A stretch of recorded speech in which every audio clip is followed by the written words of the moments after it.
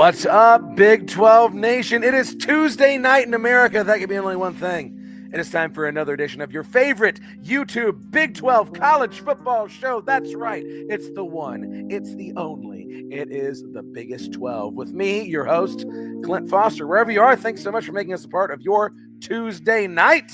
And boy, howdy, we got a great show for you this week, talking about all the comings and goings in the Big 12 and a delicious sunflower showdown. Is this the year that Kansas State finally gets off the schneid? I say it every year. Maybe I'll be right one time. Maybe if they can't do it this year, I don't know if they'll ever do it. But we're going to talk about that. But before we do that, I need some stuff from you.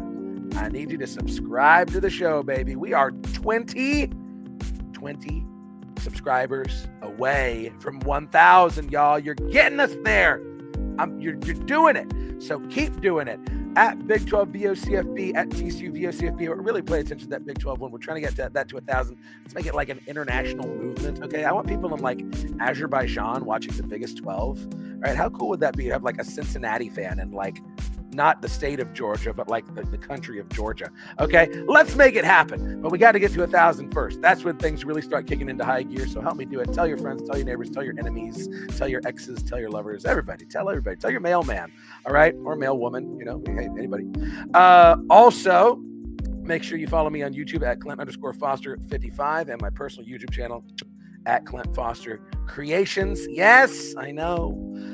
I haven't been making many sketches this year. Life is very busy. I'm doing my best. I'm trying to mold the minds of the future and also entertain y'all. But if you go there and you subscribe, you will see my feature documentary, award-winning feature documentary, Remember the Alamo Bowl. Check it out. I'm also working on a new documentary short that I've actually had some very fun developments in the last week or so. So be on the lookout for that as well, something that hopefully I'll have out by next year. And also make sure you're following the Voice of College Football on social media, the VOCFB, very easy to find. This is your go-to place for all the discussion. Find us wherever you get your podcasts, and make sure you check out the Voice of College Football shop. I don't have it pulled up right now, so I'm not going to show you today, but go to thevocfb.com/shop. That's where you're going to get all that great merchandise. You can enter the promo code Big12VOCFB. Let them know that we sent you. Very exciting stuff. So, without further ado, let me welcome in my guests for the evening. He's back. You know him. You love him. He's cuddly. He's furry. A little less. He's shorn the beard. But here's Brownie, ladies and gentlemen. He is back. And for the first time on the Biggest 12 after so many attempts, yours truly, he is here representing the JAYHAWKS, Andy Mitz, ladies and gentlemen. Boys, how y'all doing on this fine Tuesday night? Doing great. I'm cold. Yeah. Well, hey, things are getting cooler in Texas as well. We're actually getting some, dare I say it, fall weather. I mean, this doesn't usually happen around here. Actually, oh my God, it's not a million I thought degrees. Fall weather was a myth down in Texas. Yeah, usually it is. Usually we get like 2 days of fall. Texas fall, and Florida, fall. It doesn't exist down there. Yeah, we get like 2 days of fall, and then it's all of a sudden summer again, and then, oh my God, it's frozen in February. So like, yeah. But hey, we're actually getting a little fall this October. It's kind of nice. The leaves haven't changed, mind you, but it's like we got temperatures in the 70s. It's very nice. Okay, so I would take a 70-degree day right now. Yeah, like 40s to 50s right now. Yeah. Oh man, I would take 40s and 50s. Are you kidding? It's always greener on the other side. Yes. Oh, and lightning delays. We have had that. So I guess it's kind of also been spring here too. We had a 6-hour game at Amon Carter Stadium on this Saturday. Very fun times. Insane. Well, you know how things go around here. We're going to start out with a little dope and cope. If this is the first show you're tuning into in a while, you've been living under a rock. This is where we talk about something we saw last week that was dope. That was amazing. We can't wait to talk about it. And somebody who is coping because they suck. All right. So, Brownie, why don't you get us started out? My dope for the week is Iowa State not losing to a team called Bye. Hey, we love it. Yeah. Kansas did the same thing. It was a wonderful time. Honestly, I think like my dope from last week overall was can we really call them the amount of upsets overall? Because I mean, we had Miami go down to Louisville. Nebraska shouldn't be ranked 25, but they got beat up by Minnesota. And then there was like a couple of other upsets, if you want to call it. Georgia beat Ole Miss, if you consider that an upset. I don't know. I think that was about a 50-50 year. But TAMU barely snuck out a win against Arkansas. Like, there was just a lot of games that I thought were good to watch the highlights for. I had bye week, so I didn't even worry about football. For my I got an actual cope and an honorable mention. Okay. My honorable mention is Texas Tech. They are going through it, especially with the tortillas. I think that is their biggest conspiracy right now, outside of getting allegedly screwed on 2 calls. But my actual cope is the rising middle of the season coaching carousel. And teams that believe that they're blue bloods or deserve the top candidates still believing that in the day and age of NIL. For example, Florida. Florida just got rid of Napier. Penn State got rid of Franklin. I mean, we obviously saw the Gundy firing on the wall, but Sam Pittman's out at Arkansas. You saw Deshaun Foster go and get canned from UCLA after 2 years, so he didn't even get a full recruiting cycle. Brent Pry was canned after 4 at Virginia Tech. Colorado State just fired Jay Norville after 4 years. Yeah. Which I thought was shocking. Trent Dilfer at UAB got sacked. I mean, the amount of teams that are now just firing coaches, I think, to fire coaches is the most interesting part. And the cope of the entire thing is thinking that you're going to go out and get like Urban Meyer or Nick Saban or another one of these legendary coaches that specifically retired because of the NIL. And that you're just going to go out and splash a bunch of cash and all of a sudden become the next Alabama. When in reality, with today's NIL and moving forward, once we hit that salary cap, I mean, that's going to start leveling it out. And realistically, the teams that are going to be good is the teams with the bigger bankroll. Yeah. Well, we got Florida talking about trying to steal Lane Kiffin, too. I don't know if y'all saw that on social media. That's not going to happen. Yeah. Come on. Oh, no, it's not, Yeah. for sure. Yeah. Come on. Why on earth would you leave Ole Miss and walk into that situation? It couldn't be me. I mean, you could almost say that a lot of these, like, traditional blue bloods are becoming the old Ohio State, where either you retire or you get canned in 2 years because you suck. Like, that's what I think a lot of these teams are starting to realize. And I'm not going to lie, a lot of teams, especially when you get into these bigger conferences, you're going to have to be okay winning 6 to 8 games on a regular basis, unless you have an excessively good roster or have the money to make a successful roster.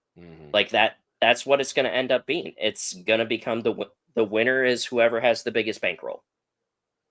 Yeah, I mean, well, first of all, Brownie, I'm a little upset because you literally took both my dope and my cope for the week. But, I will say it would have been even more dope if Missouri had lost to Auburn in overtime instead of barely pulling that one out. Yeah, I mean, I think kind of as like a secondary honorable mention for me, dope wise, is just I thought the Big 12 had a really good slate of games. Like, they were very entertaining games for the most part, with the only exception, being that Cincinnati Oklahoma State game. All the rest of them were very entertaining. I tried to watch as many of them as I could. And yeah, I mean, the fact that, that we are seeing very entertaining Big 12 football is good, because I don't think that we're unfortunately going to get to see very much Big 12 football in the postseason, just because college football playoff is probably only going to take one Big 12 team. So, which is so dumb, as stupid as it gets. Right. But, in terms of cope, I mean, I agree. I think that, the whole, like, teams that are making the coaching changes now, thinking that that's going to give them a leg up to find the coach that they want. Like, I think at this point, you might as well just let them finish out the season, figure out what you actually have. I mean, how many times have we seen teams that have disappointing starts that then turn it around? Yeah. or Hey, TCU last year, or honestly. even Yeah. right, or even teams where there's one bad year, and then all of a sudden everything goes back to normal the next year. Like Michigan, right. Ohio State. Like I feel like Florida, especially, is at the point. I mean, they had a huge upset of Texas, recently. I mean, it's just like you look at the way that this college football season is set up. You're going to have tons of upsets. We've already had so many upsets. So a team losing a game that they probably shouldn't lose. I mean, even Penn State, they've now lost 4 in a row, but I even think before Franklin was fired, like, yeah, those sucked, but they were really close games where ridiculous stuff kind of happened in them. And, I don't know that the fact that Franklin wasn't able to put it together this year meant that he couldn't be successful at Penn State. But Penn State, I think, especially has the whole Nebraska syndrome, back when they fired Frank Solich for only winning 10 games a year. They've never been the same since. Yeah. And so you run the risk of that happening now, where you're always chasing that new coach who you think is going to be able to be the one to elevate you. And now they're not going to get the leash to be able to build a program anymore. Yeah, now it's going to be you have to immediately be successful or else you're gone. Well, and it's such an interesting conversation too, especially in this day and age, because I feel like so many programs, and especially fans, we tend to have an itchy trigger finger, and want to pull the ripcord and be like, oh no, this coach is terrible. We need somebody better. But I think there's just so much anxiety too right now in this day and age of college football of like, you have to be winning, you have to be marketable, because what's going to happen if the conferences change again, or if all of a sudden there's a super conference or a super league and you don't want to be left out, right? You don't want to be that. I mean, Clint, I love you, Clint Moses, but you don't want to be that Oregon State or that Washington State on the outside looking in, right? And I think that's also contributing to a lot of these schools being like, oh my God, we're not performing where we need to be. We got to find that guy. But in doing so, you're limiting your ability to, like you said, Andy, build a program. It's not something that happens overnight. And kind of to that point, Kansas found themselves in that exact situation when they hired Lance Leipold, right? Like the idea was, all of this realignment's happening. Like the Big Ten might be coming back for another team in 2 or 3 years. And no, that didn't happen. But Kansas also kind of took that approach of, you get a guy that isn't going to be a flashy, all of a sudden we're winning, 10 games a year when before we were winning 3. Like, you're going to find a guy that's going to build a foundation for your program. It's going to allow you to be a consistent program. Because I guarantee you that when you get there, like when it comes time, they're not going to grab whoever had 1 year of really, really big success and 3 years where you kind of sucked. They're going to look for the consistent, not necessarily winner, but the consistent program that is routinely getting to bowl games or putting themselves in bowl contention. And it's just a stable program. That's what's going to get you there if they want to go ahead and make those changes. That's why like a team like Kansas, I think, did a really good job in getting a guy like Leipold, who, I mean, yeah, Kansas fans, myself included, are kind of at the point where they're like, hey, like, we want to see more. We want to see them compete for a Big 12 title. But having recently been, one of, if not the worst Power 5 football team in all of, college football, like, I know how easy it is for your program to completely fall off a cliff. And so a lot of these teams, I think, are risking that of, we're taking something that, isn't exactly what we want now, but is okay and is going to keep us where we need to be, in the hopes that we can hit that home run higher. And there's just not that many home run guys out there. Yeah. Yeah. And I mean, it's the same way with Iowa State. Iowa State was also doormat for better part of a decade. Matt Campbell came in and he raised the expectation to bowl games. And I mean, I still talk to the older generation that is perfectly fine with 7-5 and 8-4 seasons, or like a respectable bowl game. And like, what's wild to me is a lot of the younger generation. And I think this is going to be the problem with a lot of these teams moving forward, is once the younger generation starts getting into that booster mentality where they have seen success and have lived upon that success, like, that's where it's going to be like a 10-win season isn't good enough for Matt Campbell. Like, we need to get rid of him. Well, and it's never happened to us except for 1 year. Right. Yeah. I think the other problem, though, that you look at there is you've seen so many, and they get amplified all over the place, of coming out of nowhere stories where someone gets to turn around really quick. Well, for every single time that somebody has taken a team out of nowhere and made them a contender all of a sudden, there's been at least 3 other teams that failed to live up to expectations and had a bunch of problems. But we highlight the really, really good stories. And so everybody thinks, oh, we just have to find the right hire. And then we can be the next, come out of nowhere team that can compete for a national title. It's like, no, that may happen once or twice, but then that also sets you up very badly for being the team that disappoints the next year. And then you're getting rid of a guy and starting to do the whole new thing. So yeah, it's the whole, we think like the fact that you can turn a program around really quick, usually it's a very short-term turnaround. And I don't think a lot of people are ready for that. Yeah. It takes, and especially in college sports, it takes far longer than a year or two to build a team. Like it's not like the NFL where, they're all professionals that have been doing it for longer than 4 years on a stage. And yeah, maybe you have a couple of rookies or a couple first or second years out there or whatever, but like in the NCAA, you only have 4 years max, like 5 years for redshirt or whatever. Like you're going to tell me that you're going to come in and be able to, I mean, we saw Texas Tech where they weren't firing on all 4 cylinders against Arizona State. Like plug and play sometimes just doesn't work. Especially with 18 to 22-year-olds. Yeah, like you have egos, you have skill caps, you have other things that are going on. Like they got to focus on school. Well, like, and the other thing too is like, even in the NFL, like you're not going to have very many, like you're not going to have huge differences in the other teams typically. Like you don't see gigantic overhauls from all the NFL teams. So for the most part, you're in a division where you know what the philosophy is for the most part of the other teams you're going to be facing. You can kind of plan for that and you can try to do something a little different. But for them, like at the college level, you play so many different teams, and even within your own conference, now you're not playing everybody every year. And so you have so many different styles and so much potential for all of that, all those differences and huge shakeups on those teams as well. So yeah, it's a lot harder to be consistent because all the variables change so much faster in college. Mm-hmm. Well, for my dope and cope, I actually have a double dope. All right. Oh. Dope number 1 is some of the, if not greatest, certainly most fun fans in all of college football. Oklahoma State, y'all. We had a parade of bananas this past weekend. And, you love to see folks making the best out of a bad situation.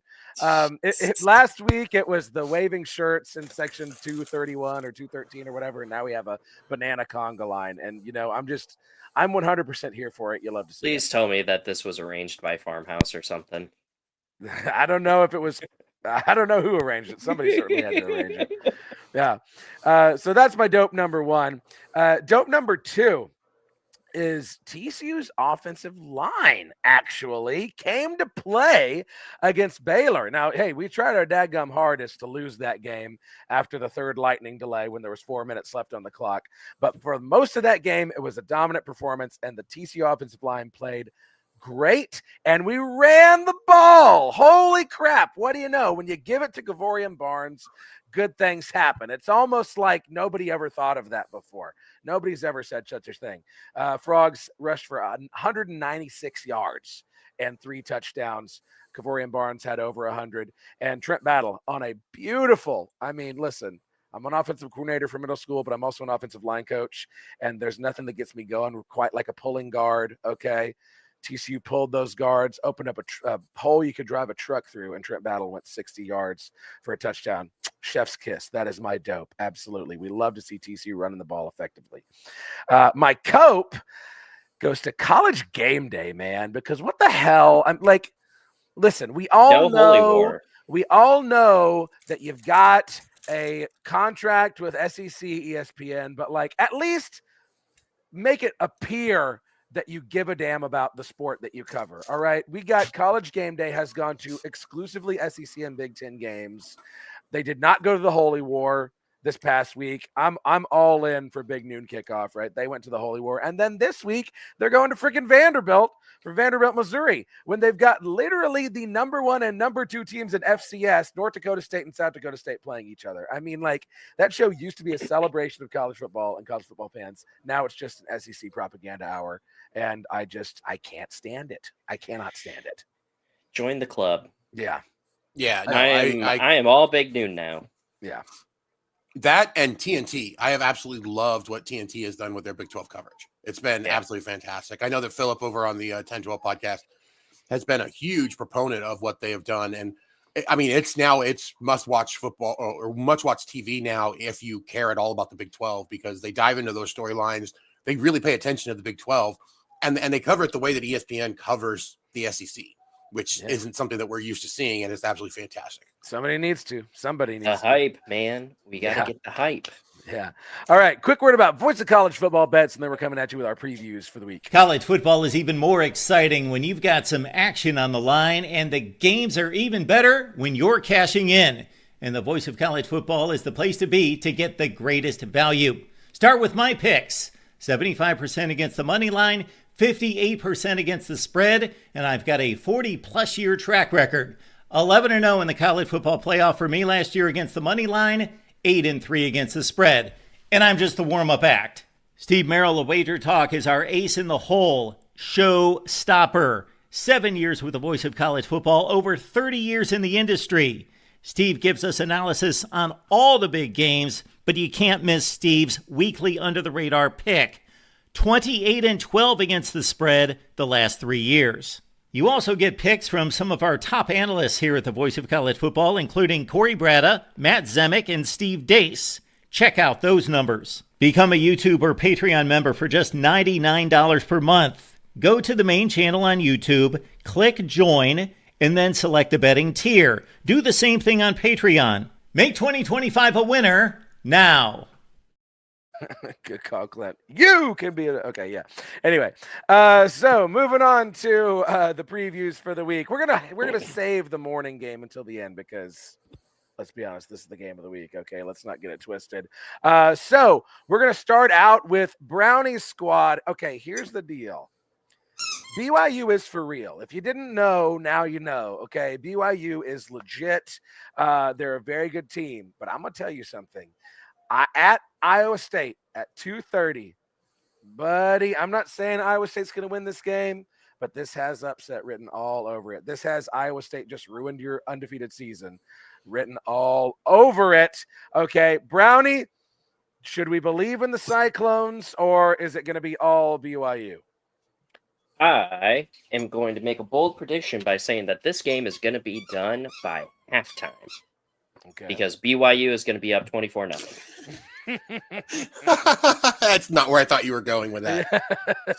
You know, it's funny though, because Iowa State's favored in this game. Yeah, I know. It's a 3.5 favorite, and I don't understand why, because we still have the same amount of injuries. We have no secondary. Our linebacker core is meh. I mean, I guess Kyle Conradi. You had a bye week. You had a bye week to get him ready. Yeah, sure. Yeah.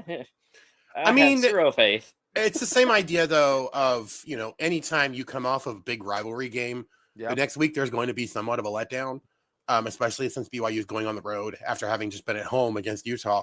That being said, I mean, I was definitely someone who didn't believe in BYU at the beginning of the year because, I mean, you lose your quarterback just before the season starts.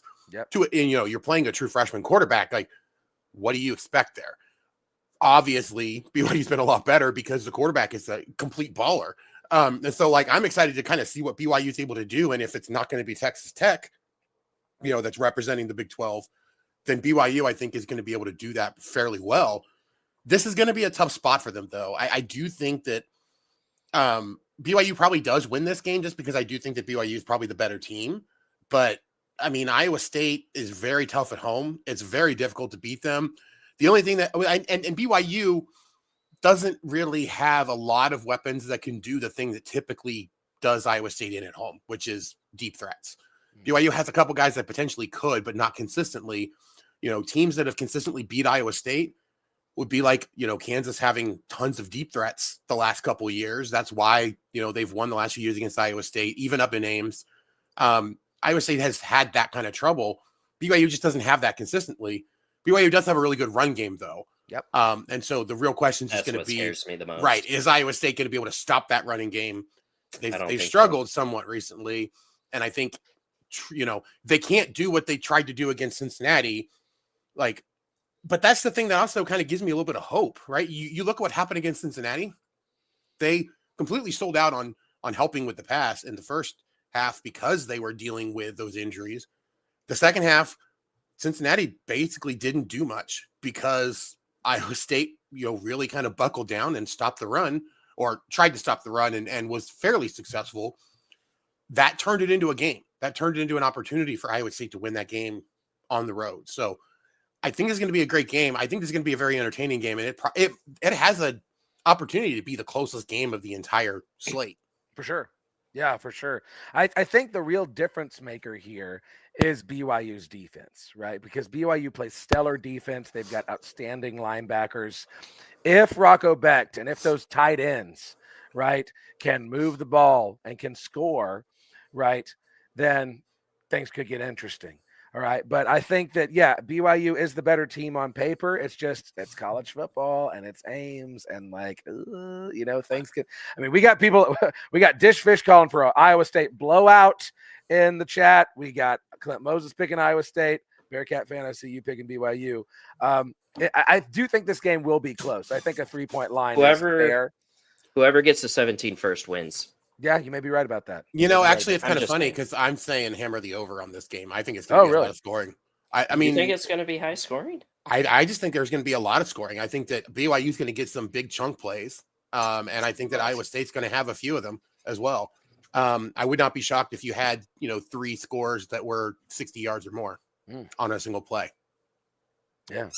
Interesting. I think I'll pick BYU to go ahead and win this game, but this is one that I would not be even remotely surprised if they dropped.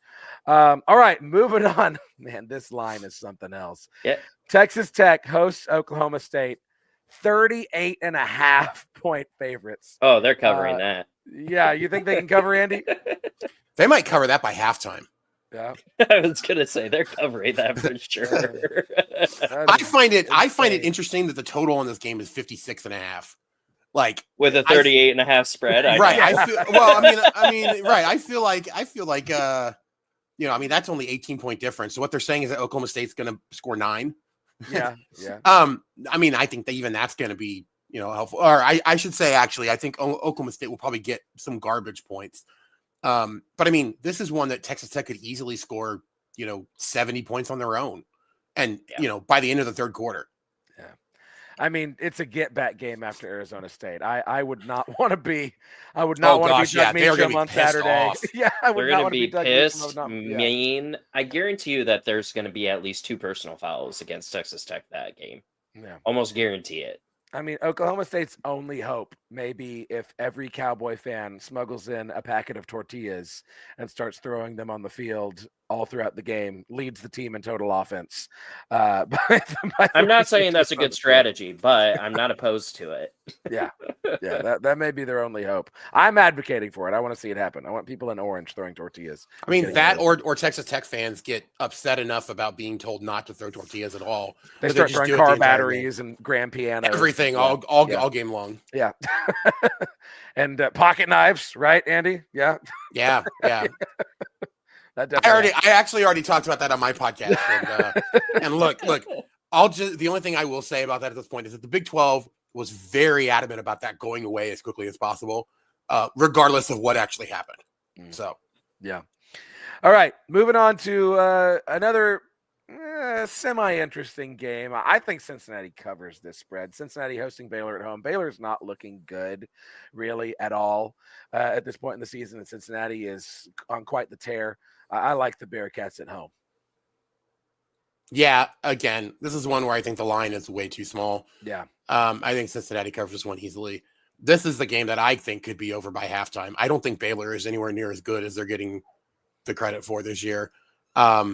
To be honest, I was surprised at that game against TCU. Other than the fact that it's a rivalry game, I don't think that Baylor had any business being in that game against TCU last week. So Well, it wasn't until after 3 lightning delays and the offense, Right, exactly. wasn't staying on the field. The defense That's played what lights happens out. when you get cold, man. Yeah.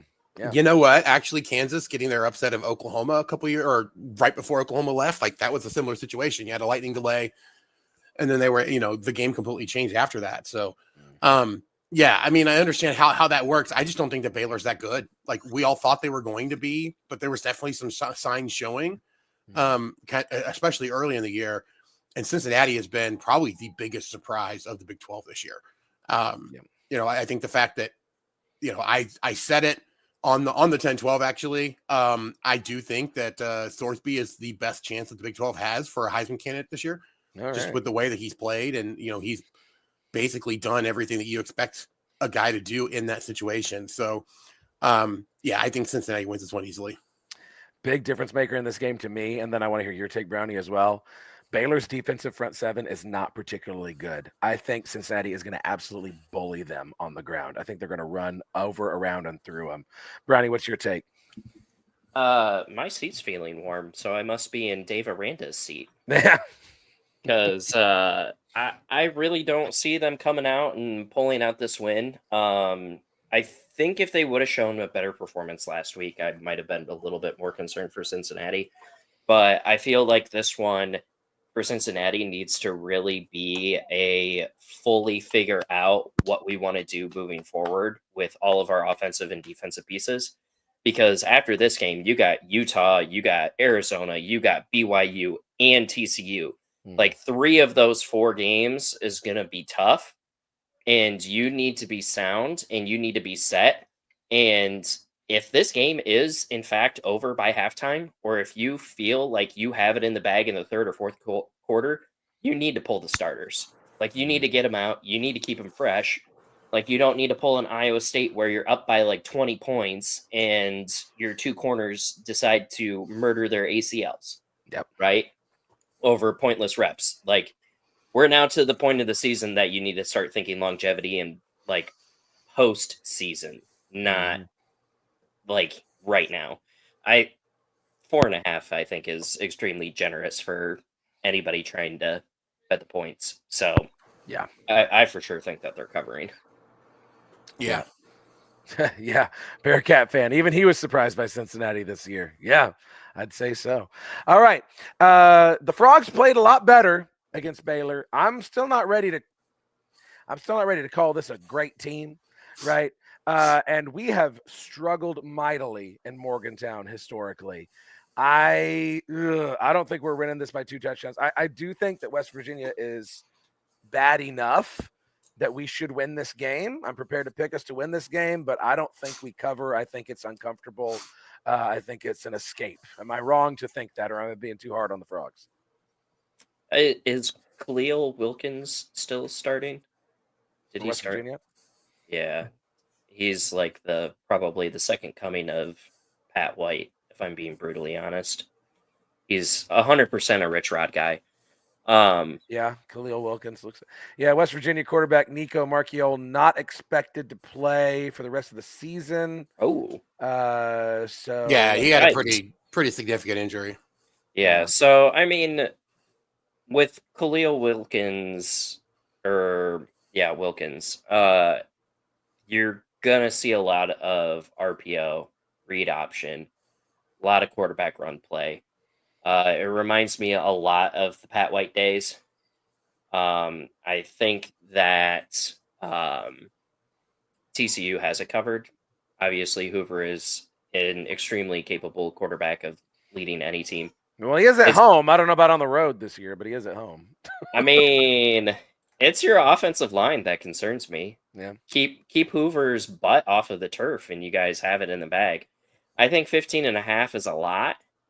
I would probably bet West Virginia covering that, to be brutally honest. I think like a 10-point game or a 13-point game is going to be more feasible for TCU. Yeah. I just don't think that the vibes in Morgantown right now are high until Rich Rod pulls Rich Rod things.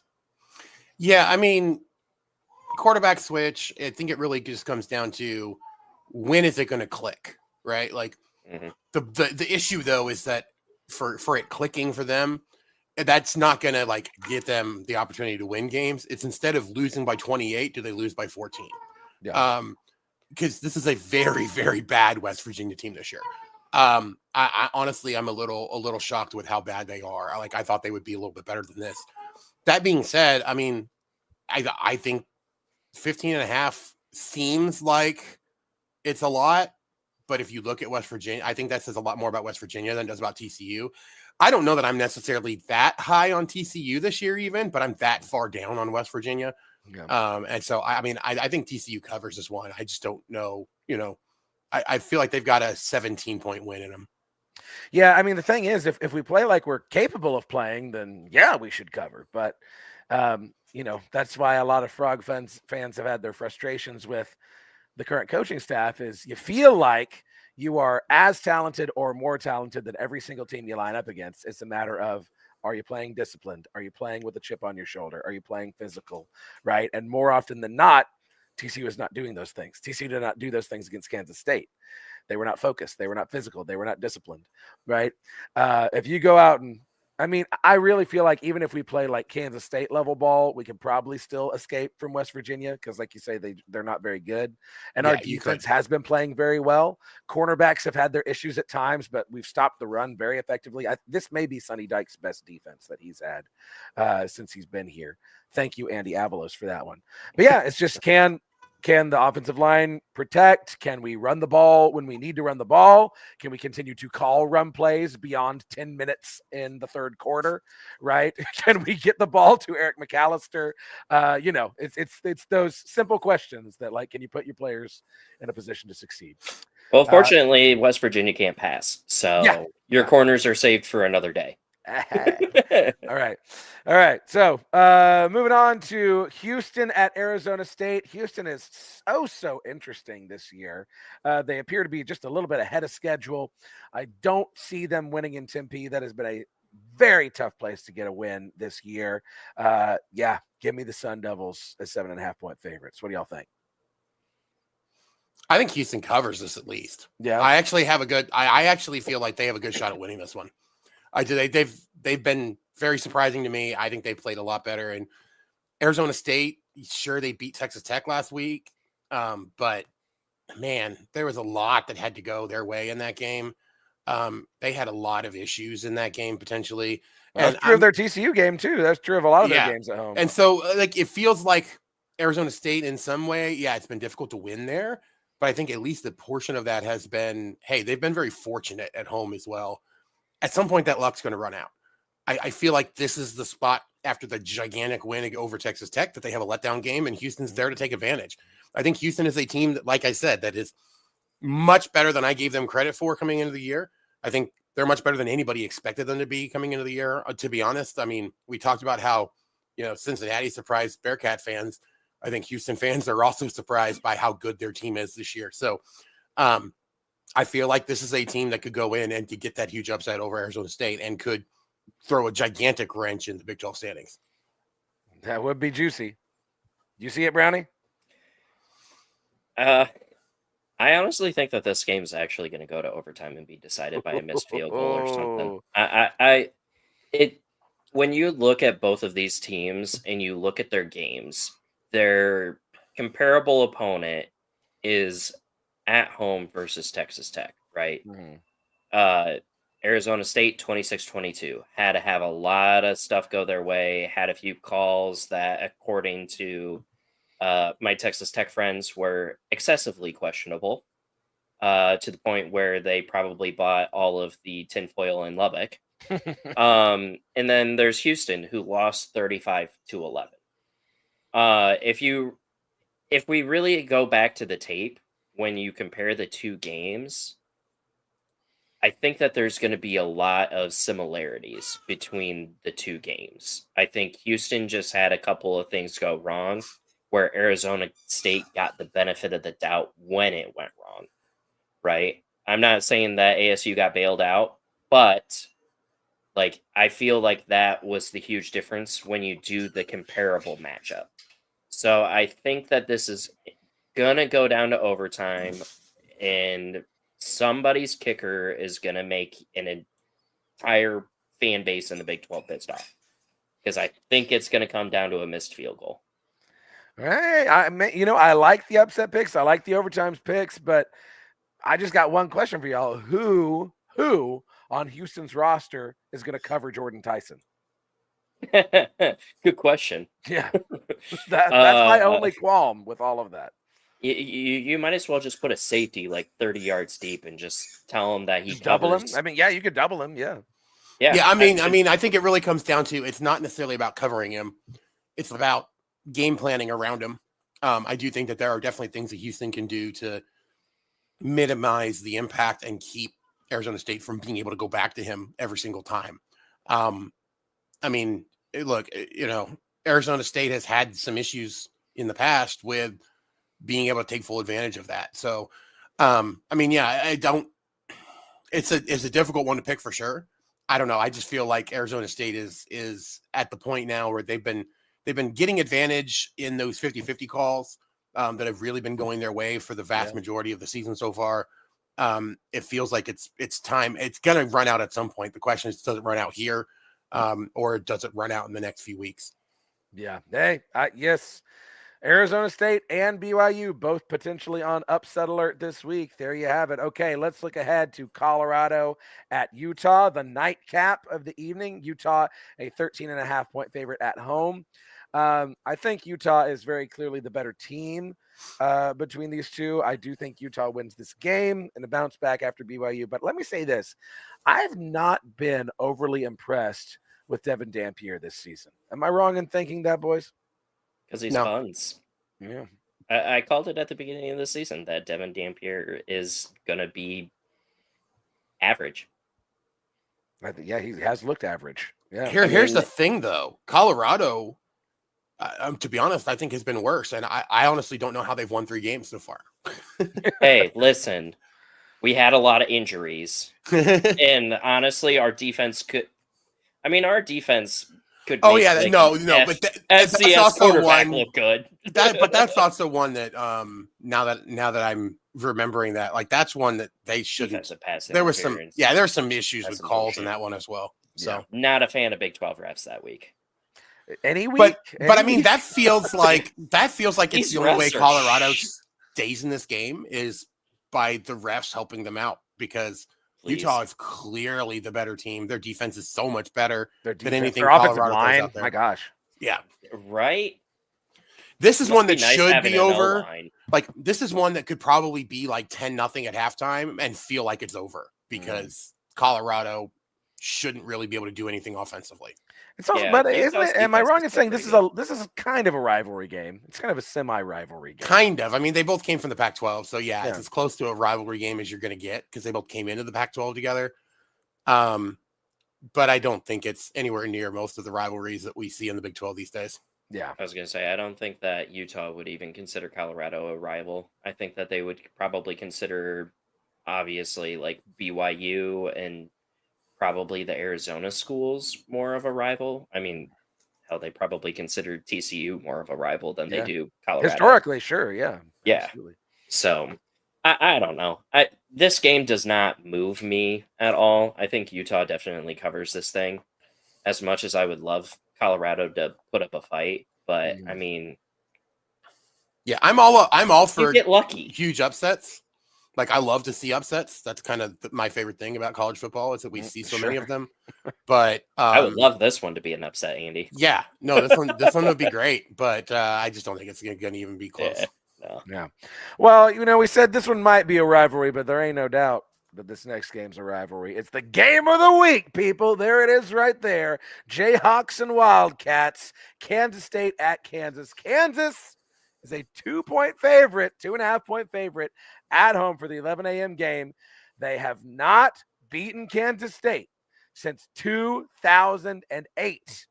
And every year I keep saying, this is the year. This is the year that Kansas does it. Andy, I'm going to tell you this. If Kansas does not do it this year, it might never happen. Preaching to the choir. Preaching to the choir.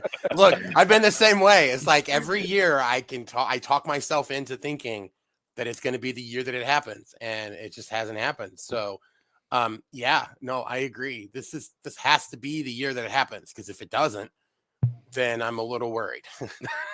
Right. Well, so Brownie, give your third party yet still Kansas State hating perspective on this game.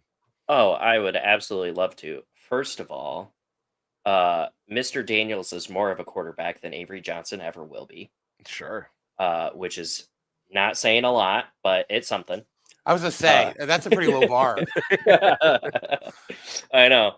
I think that this one is definitely interesting in the fact where, Kansas State started off really in a dark place, right? And to be honest, a lot of their fan base is still having that Ireland hangover to where anything that goes wrong, they're still blaming Ireland for it. Like, listen, man, we have been in the United States for now 2 months. Like, you can figure it out. Like, and if you haven't figured it out by now, then you need to start looking at your coaching. And to be fair, there is a small murmur of Kansas State fans that want to move on from Kleiman, which I think is absolutely absurd. But I think it's more of them wanting to lock in Colin Klein before anybody else does, because they saw him go to TAMU for big old bag. But it's Sunflower. You're going to expect something crazy. You're going to expect something wild. I think Kansas actually gives them a really good run for their money, and I think that they actually pull it out this year, just because I'm not convinced that this K-State team is deserving of those 3 wins, believe it or not. Like, I don't Well, we think gift wrapped one of them. they're good. Yeah. I don't think that they should be a 2-2 Big 12 team. I think they should honestly be an 0-4 Big 12 team. Yeah, again, that game against TCU, I think, told me so much more about TCU than it did about K-State. Yeah. K-State has been very fortunate with the way that a lot of games have kind of run out for them. Yeah, They I mean, didn't this even is look just that good against UCF. no, and that's the thing. Like, yeah, they barely. I mean, they have not looked good all year long. This is a Kansas team, And those were both home games too. You're right, exactly. Yeah. But I mean, this is a Kansas team that now for the last 2 years, honestly, those are probably games that they should have won. And 1 or 2 things just goes complete. Actually, I guess 3 years in a row, you could almost say, where one thing just goes absolutely horribly wrong that completely changed the complexion of the game very early, and Kansas almost came back to win it and just wasn't able to finish it off. Like 2 years ago when Kansas was in Lawrence, they had kind of the whole tip drill. There was a couple interceptions that would have sealed the game for them, and they weren't able to get those pulled in. I think just Kansas is a team that has been on the cusp for so long. This honestly feels to me, if you go back to November 5th of 2005, when Kansas finally broke the streak against Nebraska and just murdered them. And then 2 years later, murdered them by even more. But they just completely demolished Nebraska in this game. It was a game where a lot of people were like, hey, Kansas might actually be good enough to beat Nebraska this year. Nobody expected them to win by 4 scores. I think that this is a similar situation where Kansas is finally going to get off the schneid here, and I don't think it's going to be particularly close because everything is coming together where this is a Kansas State team that is struggling. They do not have the special teams that they're used to having. Their defense has very significant issues, and Kansas, I mean, kind of to your point, Kansas has by far the best player on the field in Jalen Daniels. The real question is just going to be, can the Kansas defense stop Avery Johnson from doing anything? I think that's a very real possibility. Kansas State doesn't have the kind of run game that can take advantage of the issues that the Jayhawks have in the defensive running game there. So, yeah, I mean, look, I'm not going to go out and say that I expect Kansas to win, 52-17 or anything like that. But would I be shocked if that happened? No. Okay. Yeah. All right. I think it also helps that Jalen Daniels has obviously been in this position multiple times now. Yep. And last year, sorry, Andy, for bringing this torture back up to you. I mean, Daniels single-handedly lost that game last year. Like, he fumbled to lose the game. Oh, yeah. No. When he didn't need to do that. So I think that he has learned from that mistake, and he's definitely looked a lot better this season. And to be honest, I bet you he comes in with a chip on his shoulder. Well, and it's funny. I think his wide receivers this year are actually better for a game like this than they were last year. They had a really good wide receiver core. It was a lot of consistent, short yardage, or I should say it was a very good wide receiver core as a whole, but there wasn't really a standout guy. You have two guys now on this team that could potentially be standout guys in Emmanuel Henderson, and then Pickett. So you've got two guys that could potentially take over this game at the wide receiver position and really give Jalen Daniels some huge weapons, but I don't think K-State's ready to deal with. So I'm interested to kind of see how all that plays out. Yeah. I'm picking Kansas, man. One of these days I'm going to be right. Man. I'm picking Kansas. I'm putting all my money on K-State now. Gosh, dang it. But Brownie, you said that the curse has been broken this year. Right? Yeah, the curse was broken, and then look at what happened. Iowa State started losing all those games. Well, because you convinced me not to pick Cincinnati is what happened. You convinced me that everything would be fine. That's what ruined everything. The real question, here's the real question. You said the real question is Kansas going to be able to, is the Kansas State defense going to be able to stop Kansas? I think the real question is which of Avery Johnson's family members is going to win the post-game fight in the parking lot. That's what I think the real question is. Well, apparently his dad won the first round, so... Round 2, fight. All right, here we go. So that's all we got for y'all today. It's been another beautiful Tuesday here on the Biggest 12. Let me get that outro music going. Shabam! All right. Thank you so much for making us a part of your Tuesday night, folks. Gentlemen, tell the fine people where they can find you. Yeah, you guys can find me. I cover all things Jayhawks. The Rock Chalk Podcast. Just search for Rock Chalk Podcast wherever you get your podcasts. And we're on Twitter at Rock Chalk Pod. You already know, at WRNL Brownie, both on X and on Blue Sky. You can also follow Wide Right Natty Light on Twitter or join our Discord because it's pretty hip-hopping and partying place during the actual football season. So, and Dishfit, I'm in town for the TCU Iowa State game. And I will be in town Friday, and we're going out and partying. So we're showing him Cowtown. We're taking him around Panther City. He's getting the full Fort Worth experience. I'm going back to the stockyards, baby. Stockyard, that's my backyard. Yeah. Okay. So we're gonna do it. We're gonna do it right. Hey, but first, y'all subscribe to the show at Big 12 VOCFB. There it is. It's been running across the bottom of the screen the whole time. You got no excuse. We're 20 people away. 20 people away from 1,000. Help me get there. All right. And subscribe to my personal YouTube channel at Clint Foster Creations. Follow me on Twitter at Clint_Foster55 and download us wherever you get your podcasts. And also, while you're at it, download that Novig app that we've told you about. Very fun time, Novig. Use the promo code VOCFBBig12, and you're going to get to take advantage of a nice opening deal there, and let them know that we sent you. If you have a gambling problem, call 1-800-GAMBLER. So until next week, hopefully we'll be talking about a Kansas victory in the Sunflower Showdown. But until then, I love you. I hope your team wins. And go Big 12. We'll see you around there, friendos.